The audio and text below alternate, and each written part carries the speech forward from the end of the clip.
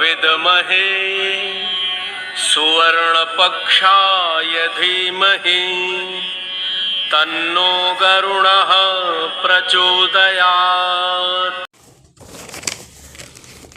തിരുമൂലദേവൻ്റെ തിരുമന്ത്രം 9-ാം തന്ത്രത്തിലെ ജ്ഞാനഗുരുദർശനത്തിലെ അടുത്ത 2 പാടലുകളിലേക്ക് നാം പ്രവേശിക്കുന്നു.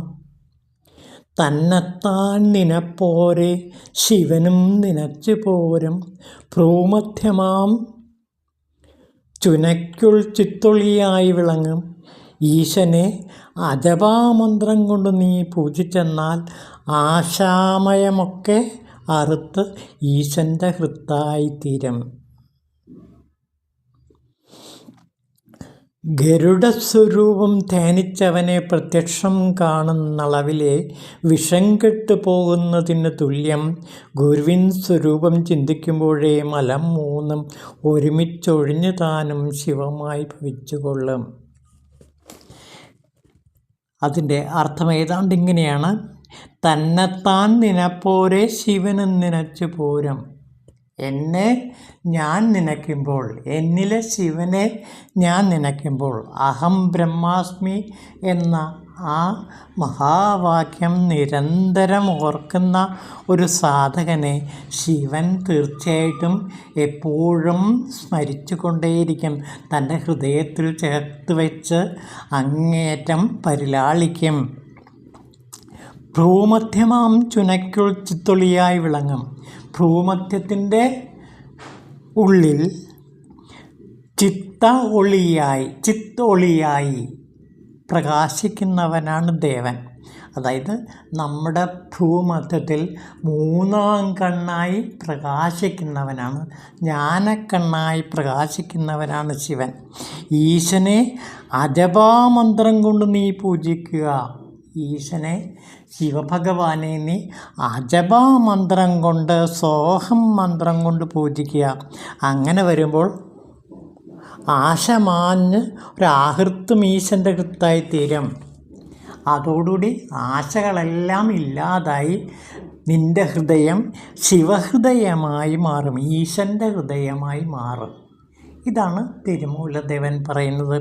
അപ്പോൾ തന്നെത്താൻ നിനപ്പോര്, എന്നെ ഞാൻ നനയ്ക്കുമ്പോൾ,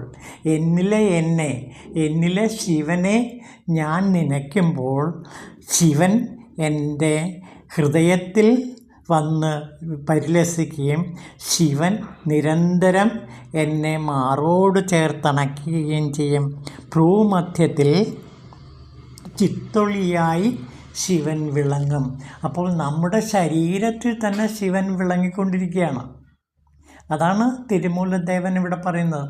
നമ്മുടെ ഭൂമധ്യത്തിൽ, ആ ആജ്ഞാചക്രത്തിൽ ചിത് ഒളിയായി നിരന്തരം പരഞ്ജ്യോതിസായിട്ട് ശിവൻ പ്രകാശിച്ചു കൊണ്ടേയിരിക്കുന്നു. അപ്പോൾ ഒരാളുടെ ഭൂമധ്യത്തിൽ ശിവശക്തികൾ പ്രകാശിച്ചു കൊണ്ടേയിരിക്കുന്നു. ഈശനെ അജപാമന്ത്രം കൊണ്ട് നീ പൂജിക്കുക. ഇവിടെ തിരുമൂലദേവൻ വളരെ പ്രാധാന്യം നൽകി പറയുന്നതാണ്. അജപാമന്ത്രം കൊണ്ട് ഭ്രൂമധ്യത്തിലുള്ള ശിവശക്തിയെ നീ പൂജിക്കുക എന്നാണ് പറയുന്നത്. അപ്പോൾ തിരുമൂലദേവൻ അജപമന്ത്രത്തിന്, സോഹം എന്ന ആ ദിവ്യമന്ത്രത്തിന് വളരെ പ്രാധാന്യം കൊടുക്കുന്നു. സോഹം ജപം, അതാണ് അജപധ്യാനം. ഈ അജപ ഗായത്രി ജപിച്ച് നീ ശിവശക്തികളെ സ്വന്തമാക്കുക, ശിവശക്തികളെ ആത്മസാക്ഷാത്കരിക്കുക. അതോടുകൂടി നിൻ്റെ ഹൃദയത്തിലെ ആശകളെല്ലാം തന്നെ വെട്ടിമാറ്റപ്പെടുന്നു, 3 മലങ്ങളും മാറ്റപ്പെടുന്നു. അങ്ങനെ ഈശൻ്റെ ഹൃദയമായി നിൻ്റെ ഹൃദയം മാറും. അപ്പോൾ നിൻ്റെ ഹൃദയവും ഈശൻ്റെ ഹൃദയവും ഒന്നായിത്തീരുന്നു. ഭ്രൂമധ്യത്തിൽ ശിവൻ വിളങ്ങുന്നു. അപ്പോൾ നമ്മുടെ ശരീരത്തിൽ തന്നെയാണ് ശിവൻ വസിക്കുന്നത്.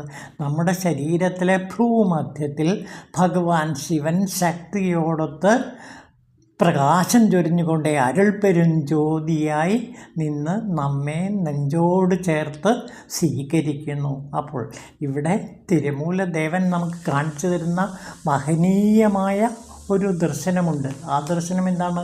ശിവൻ ഭക്തനെ, സാധകനെ തൻ്റെ ഹൃദയത്തിൽ ഒന്നിപ്പിക്കുന്ന കാഴ്ച നാം കാണുന്നു. ശിവനും സാധകനും ഒന്നായിത്തീരുന്ന കാഴ്ച. അതായത് എൻ്റെ ശരീരത്തിൽ എപ്പോഴും ശിവശക്തി കുടികൊള്ളുന്നു എന്ന് ഞാൻ തിരിച്ചറിയുന്നു. ഇതാണ് തിരുമൂലദേവനൊരു സാധകന് നൽകുന്ന ഏറ്റവും വലിയ ജ്ഞാനഗുരുദർശനം. അതായത് ഞാൻ തന്നെയാണ് ശിവശക്തി, എന്നിൽ തന്നെയാണ് ശിവശക്തി കുടികൊള്ളുന്നത്. എൻ്റെ ഭ്രൂമധ്യത്തിലാണ് ഈ അരുൾപ്പെരും ജ്യോതി നിത്യപ്രകാശം ചൊരിഞ്ഞുകൊണ്ടിരിക്കുന്നത്. അത് എങ്ങനെ സാധിക്കും?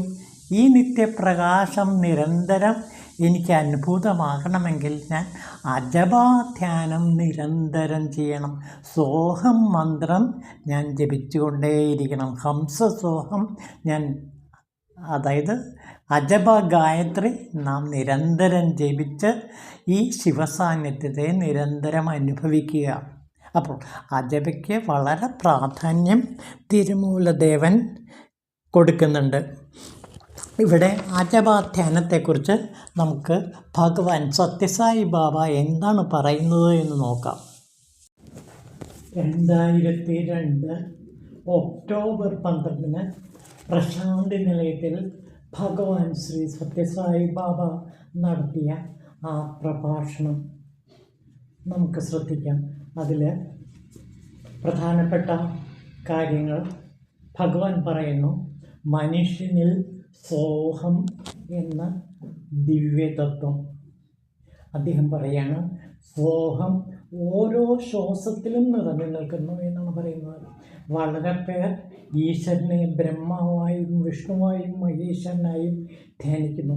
പക്ഷേ ബ്രഹ്മാവിനും വിഷ്ണുവിനും മഹേശ്വരനും രൂപമോ ഗുണമോ ഇല്ല.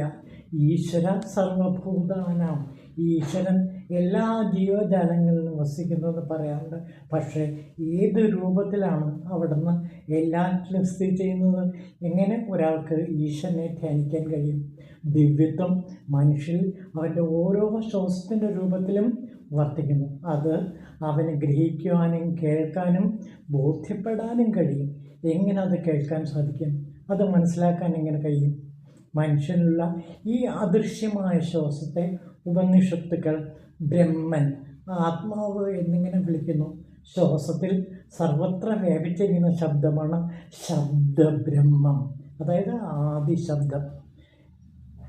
മനുഷ്യനിൽ ശബ്ദരൂപത്തിൽ വർത്തിക്കുന്ന ഈശ്വരതത്വത്തെ ഏത് മാർഗത്തിലൂടെ തിരിച്ചറിയാനാകും?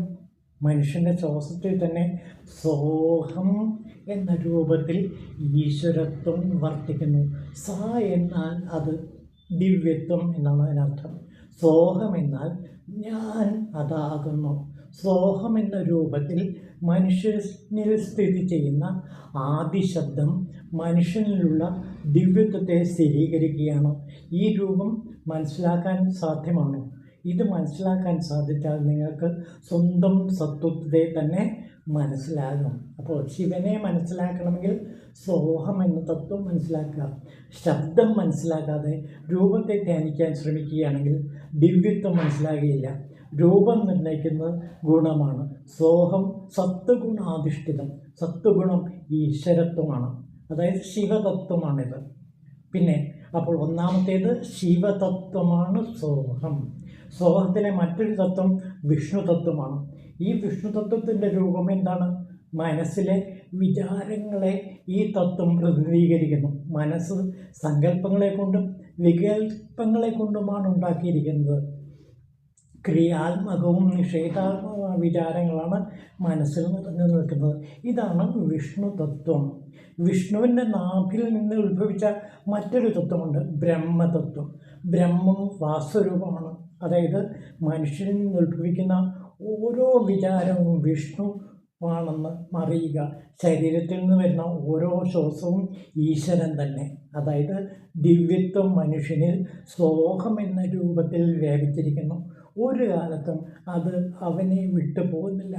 ജീവനുള്ള കാലത്തോളം അത് അവൻ്റെ കൂടെ തന്നെയുണ്ട്. അത് കാരണം ബ്രഹ്മ വിഷ്ണു മഹേശ്വര തത്വങ്ങൾ മനുഷ്യരിലെല്ലാം സോഹം തത്വത്തിൽ മൂർത്തമായിരിക്കുന്നു. ഇത് ശ്രദ്ധിക്കൂ, ഈ വാചകം അതിൽ വളരെ പ്രധാനപ്പെട്ടാണ്. ബ്രഹ്മ വിഷ്ണു മഹേശ്വര തത്വങ്ങൾ മനുഷ്യരിലെല്ലാം സോഹം തത്വത്തിൽ മൂർത്തമായിരിക്കുന്നു. വിഷ്ണുവിൻ്റെ നാഭിയിൽ നിന്ന് ഉത്ഭവിക്കുന്ന ശബ്ദം ബ്രഹ്മതത്വമായി രൂപം പ്രാപിക്കുന്നു. ബ്രഹ്മതത്വത്തിന് മൂലം ശബ്ദത്തിലാണ്. ദിവ്യത്വം ശബ്ദബ്രഹ്മമായി, ചരാചരമായി, ജ്യോതിർമയി, വാഗ്മയി, ശ്രീമയി എന്നൊക്കെ വിളിക്കപ്പെടുന്നു. നിങ്ങൾ ഓരോ ശ്വാസത്തിലും സോഹം എന്ന് ജപിക്കുന്നു. ഈ സോഹം ശബ്ദമില്ലാതെ ശ്വാസമില്ല. അതുപോലെ തന്നെ മനസ്സില്ലാതെ സങ്കല്പമില്ല, സങ്കല്പമില്ലാതെ വാക്കുത്ഭവിക്കില്ല. അങ്ങനെ സോഹം എന്ന ശബ്ദവും മനസ്സിലെ സങ്കല്പവും വാക്കും തമ്മിൽ അവിഭാജ്യവും പരസ്പരം ആശ്രയിക്കുന്നതുമായ ബന്ധമുണ്ട്. ഗാഠമായ അന്വേഷണത്തിലൂടെ ഈ ബന്ധം മനസ്സിലാക്കാൻ കഴിയും. ഇതാണ് ഭഗവാൻ ശ്രീ സത്യസായി ബാബ മനുഷ്യനിൽ സോഹം എന്ന ദിവ്യ തത്വത്തിൻ്റെ ഒരു ആമുഖമായി അന്ന് നടത്തിയ പ്രശാന്തി നിലയത്തിലെ പ്രഭാഷണത്തിൽ ആരംഭിക്കുന്നത്. പിന്നീട് വളരെ വിശദമായി സോഹത്തെക്കുറിച്ചിട്ട് അദ്ദേഹം നമുക്ക് പറഞ്ഞു തരുന്നുണ്ട്. അത് മറ്റൊരു ലേഖനത്തിൽ, മറ്റൊരു എപ്പിസോഡിൽ നമുക്ക് കാണാം.